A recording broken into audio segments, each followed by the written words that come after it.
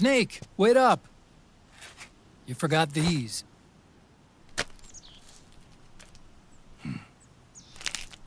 No thanks. I'm quitting. Snake! These things will kill you. Where will you go? Our fight is finished. There's nothing left for us to do. No. There's one thing I still have to do. I have to see this age off. See what the future brings.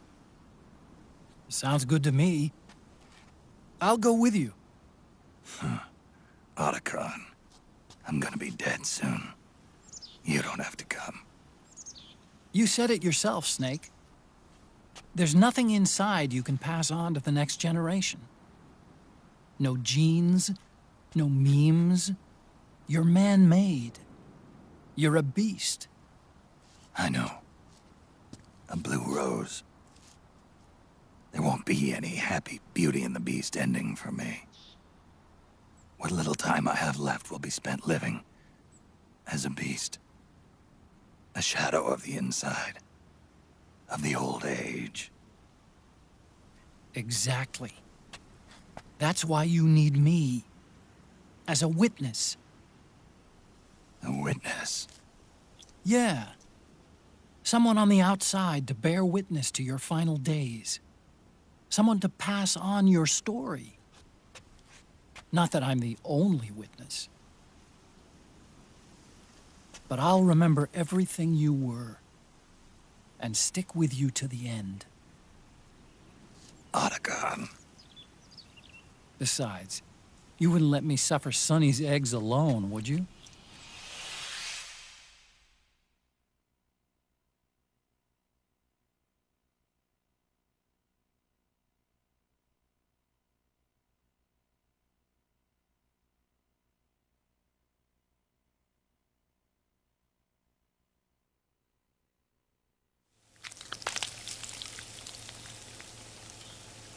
Come quick!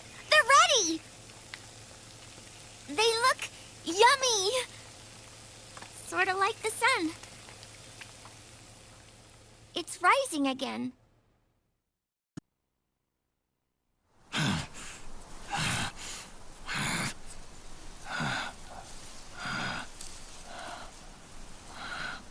That's right. Good. No need for you to go just yet.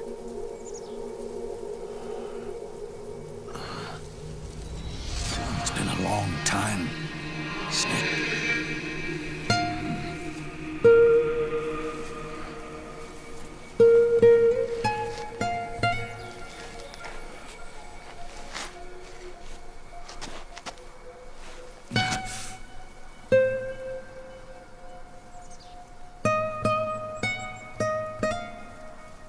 Big boss.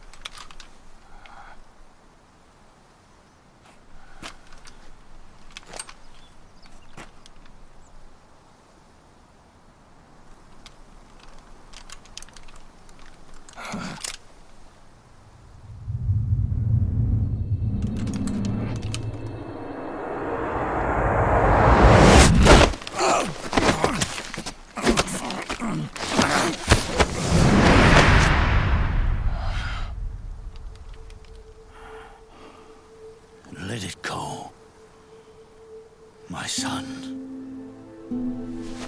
I'm not here to fight. Or should I call you brother? What? It's over. Time for you to put aside the gun and live.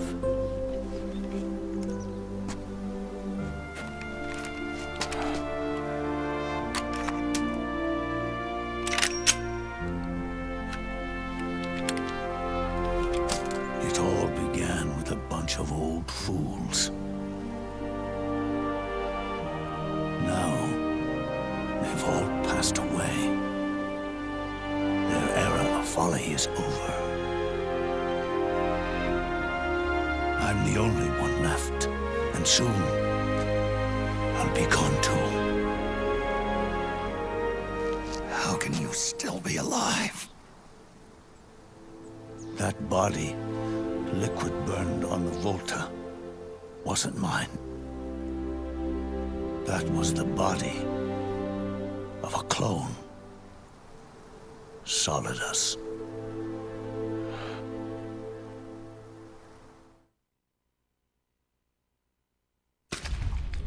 He was a perfect clone. Zero and the proxy AIs that came after him were convinced that Solidus was me. I was implanted with nanomachines, kept in a state of eternal sleep by JD and the proxy AI. They had me sealed away completely, not only my physical body, but my will too. The technology was similar to what they used to restrain the B&B members you encountered. For me to wake again, the system had to be destroyed, one way or another. Ocelot and Eva wanted two things: to bring me back to life, and to end the Patriots. That meant destroying the AI and killing the man, JD and Zero. Right before you uploaded the virus into GW, the way to JD was opened, but only through the physical manifestation of GW. That's when we finally learned the location of this man, Zero.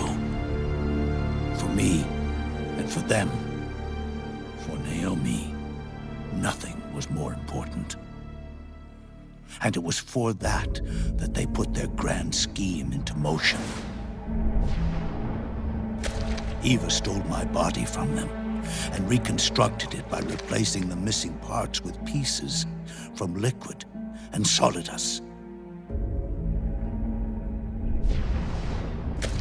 And Ocelot, in order to fool the system, used nanomachines and psychotherapy to transplant Liquid's personality onto his own. He used hypnotic suggestion to turn himself into Liquid's mental doppelganger. For all our advances in nanotechnology, information and genetic control, they've never managed to control people at will, let alone turn one person totally into another.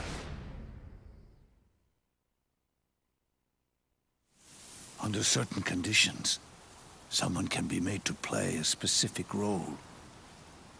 Act like someone else. Cats do love to play as snakes. It all started with him. Zero.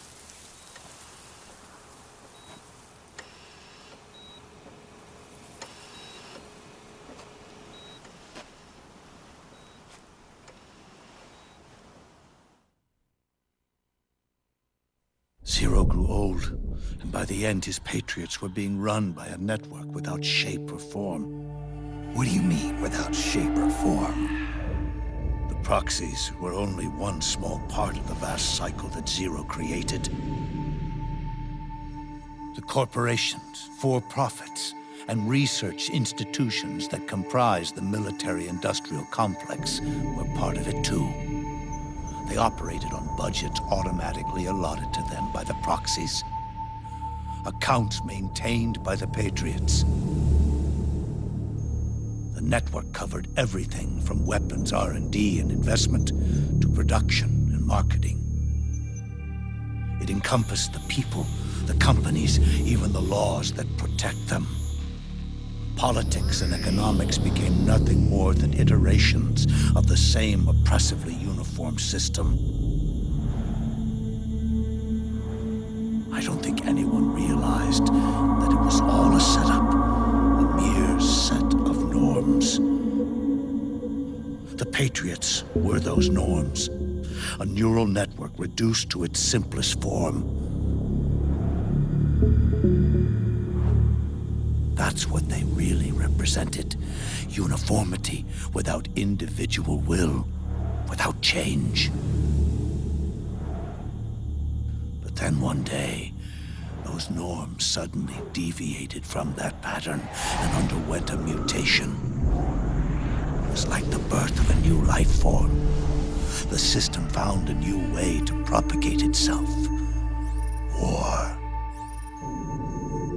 The norms the Patriots had crafted for their unified state quickly became dependent on a single business, the war economy. Meanwhile, the political cause of creating a cleaner, safer battlefield provided a convenient catalyst. By then, the system was no longer being steered by Zero's will, or anyone else's.